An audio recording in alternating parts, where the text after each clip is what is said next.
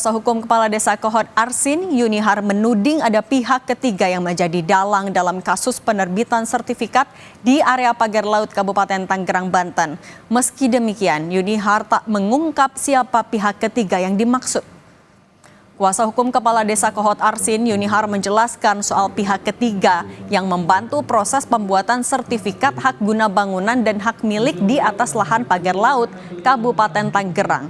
Peran Kades Kohod diklaim hanya membantu warga menerbitkan NOP surat keterangan garap atas permintaan warga.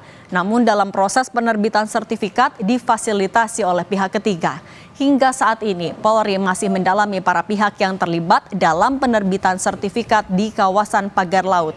Polisi menemukan tindak pidana pemalsuan dokumen dalam kasus pagar laut.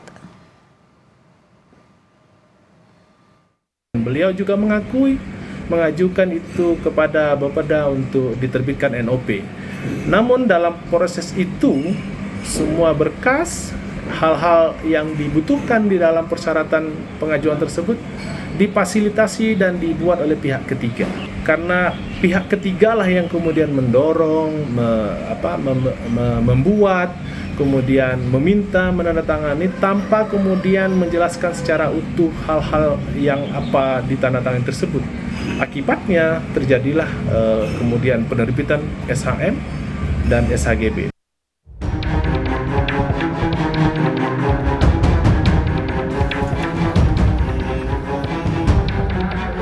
Kepala Desa Kohod Arsin bin Arsip muncul dan memberikan pernyataan ke publik soal kasus pagar laut di Kabupaten Tangerang, Banten.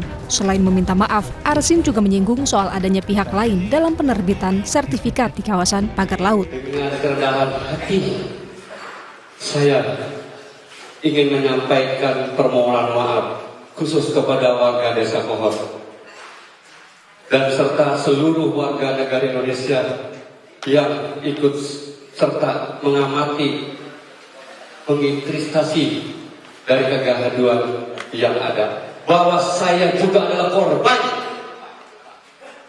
dari perbuatan yang dilakukan oleh pihak lain. Menanggapi soal pernyataan Kades Kohod itu, Dirtipidum Bareskrim Polri Brigjen Juhandani Raharjo Puro bilang pernyataan di luar pemeriksaan bukan menjadi pertimbangan. Penetapan tersangka hanya tinggal menunggu hasil pemeriksaan barang bukti di Laboratorium Forensik Polri. Penyidikan juga akan menggali siapa saja yang turut serta dalam kasus ini. Nanti hasil lapor inilah nanti jadi bahan gelar. Tinggal itu saja. Dan kemungkinan dalam beberapa hari ini dari lapor sudah bisa memberikan kepastian sehingga kita segera bisa menentukan apakah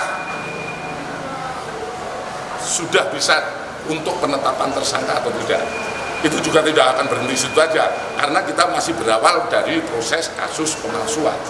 Kita belum melangkah ke hal-hal lain, yaitu seperti yang turut serta membantu dan lain sebagainya. Kita mulai dari ujung perkara dia menyampaikan di media atau menyampaikan ke luar itu bukan sebuah penilaian bagi kami.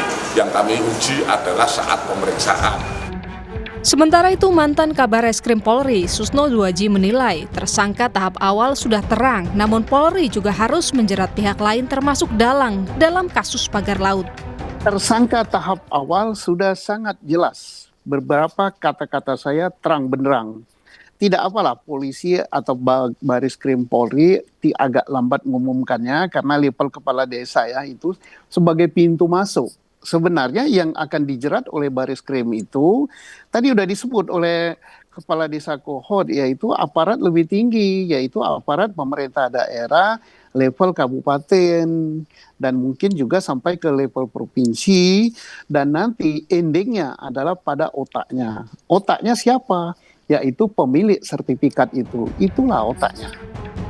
Meski belum menetapkan tersangka, Polri berjanji akan mendalami lebih jauh, diantaranya orang-orang yang terlibat dalam kasus pagar laut hingga mereka yang turut membantu dalam penerbitan sertifikat di pagar laut Kabupaten Tangerang, Banten. Tim Liputan, Kompas TV.